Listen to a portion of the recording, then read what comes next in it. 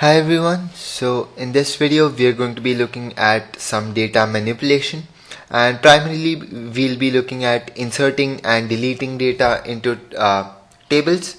So let's first just go ahead and look at our table. So let's just do show tables and let me run this. And ours was tutorial DB, and as you can see I've got this students table right here, and let's also just do describe students. That'll tell us what the table contains. So if I go ahead and do this, it tells me that I've got the student ID, name, gender, email and date of birth. I've removed the age column from this for now. So let's first look at the simplest form of how to insert some value in here. So the way we do it is insert into students, and then I give it the columns that I want to insert. So it's SID, name, gender, email, date of birth, and then I say I want to insert the values, and the values that I'm going to insert first is, let's say, A001. That's the student ID, the name is Alice, the gender is female, and let's not give an email ID at all, so I just say null. And the date of birth as well, let's just keep it to null. I can very well do that. So let's just go ahead and run this now. And it actually ran this, but didn't give me any result because I didn't ask it to. And the way we can get everything from some table is to say select star from students. So this is the name of my table. So let's just go ahead and do this. When I run this, I get this table right here, which has the entry that I just added. And let's also look at how to delete from this table. So what I can do is delete from students where name equals Alice. So after this where, I'm just giving it some condition, and whichever rows fulfill this condition will get deleted. So let's just go ahead and run this, and then run this again.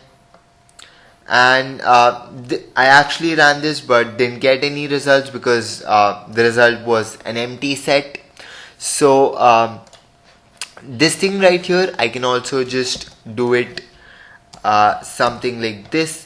I can just say that I'm entering only these three values, and then get rid of these two nulls right here.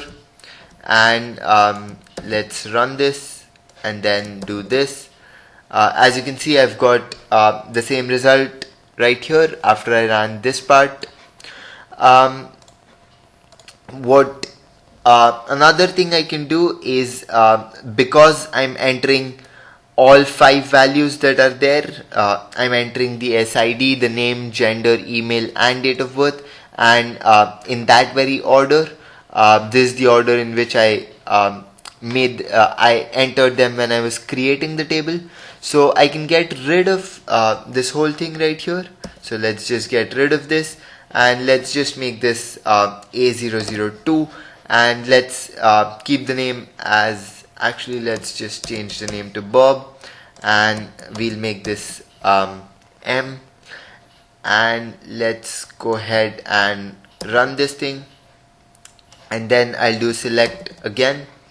As you can see, I've now got two entries right here, and this didn't give me any error when I didn't mention which columns I was entering, and that was because I was giving it all five values here.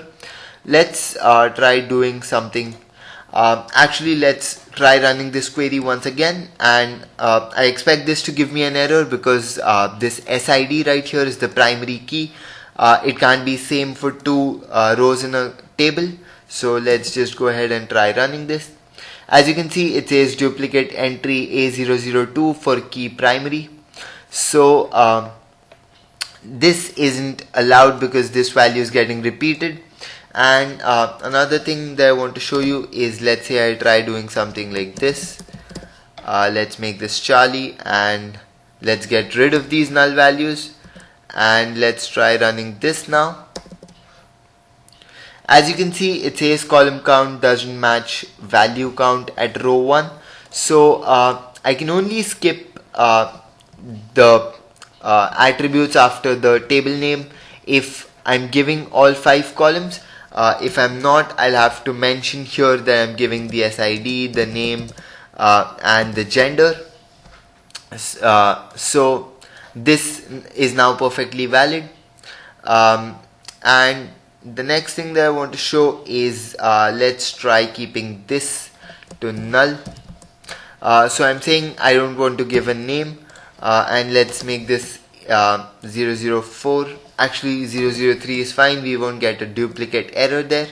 And let's just first take a look at the description here.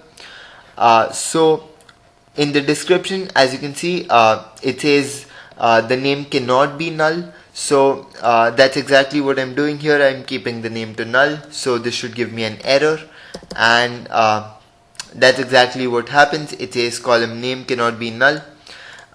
Next, let's make this Charlie again, and let's try giving this something like a T right here for gender. And I've already said that the gender is an enumerated domain which can only be M or F. So let's try running it, and it gives me data truncated for column gender at row 1. That's because this thing is out of the domain. So right now if I check this, I've only got these 2 values right here. So let's actually go ahead and do this, and then I've got 3 values right here. And next what I can do is I can do delete from students, where gender equals F. So that'll delete the entry corresponding to this Alice right here. Let's go ahead and run it, and run this as well. So as you can see, it got rid of the entry corresponding to Alice. And the next thing that I want to take a look at is how I can update some value. So what I'm going to say now is update and then the table name, which is students, and then I say set gender equals F, where let's say I say name equals Bob. This doesn't really make too much sense, but let's just try doing this. Let's try running it, and let's do this again. And as you can see, it changed the gender of Bob from male to female. And that's how you update some entry in a table. And you can also just make the date of birth something else. So I say update students set date of birth equals, let's say I do 0101 2001, let's say, and I do where name equals Charlie. So let's try running it. I expect this to give me an error as well. As you can see, it does give me 1. It says incorrect date value for column date of birth.